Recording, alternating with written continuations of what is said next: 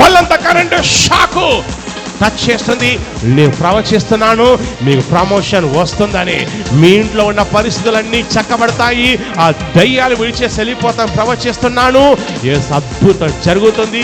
మీరు సాక్ష్యంతో రాబోతున్నారు. గత అక్టోబర్లో నాకు చాలా అమౌంట్ ఫైనాన్షియల్గా చాలా అకౌంట్లో ₹1 కూడా లేకుండా అయిపోయింది. ఆ రోజు నేను చర్చికి వెళ్ళాను. ఒక సండే రోజు మీరు ప్రేయర్ చేశారు. ఎవరి దగ్గర అయితే 500 నోటు ఉంటుందో 500 నోటు మీరు చేతిలో తీసి పట్టుకోండి, నేను ప్రార్థిస్తాను. దేవుడు అద్భుతంగా మీ అకౌంట్లోకి, మీకు తెలియనట్లుగా మీకు అకౌంట్లోకి ఏ విధంగా వస్తుందో తెలియకుండా మీకు అమౌంట్ రప్పిస్తారని చెప్పని ఎంత విశ్వాసంతో నమ్మకంతో నా దగ్గర ఇప్పుడు చేతులు 500 చూపిస్తాను మీకు. మళ్ళీ 500 నోటు పట్టుకొని మీరు ప్రార్థన చేస్తున్నాను. నేను కూడా విశ్వాసంతో ప్రార్థించాను.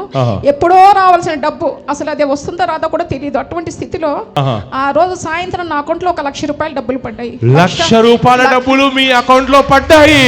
₹1,00,000 1,08,000 చిల్లర ఎంత పడింది అసలు ఎక్కడి నుంచి వచ్చాయి నాకే తెలియదు. మళ్ళీ చూస్తే ఎప్పుడో రావాల్సినటువంటి అమౌంట్ ఆ రోజు పడిందన్నమాట. ఈ ₹5 యొక్క నోటు, ఈ నోట్ నేను అభిషేకించాను. అభిషేకించినప్పుడు ఆ బిడ్డ దగ్గర పెట్టుకుంది.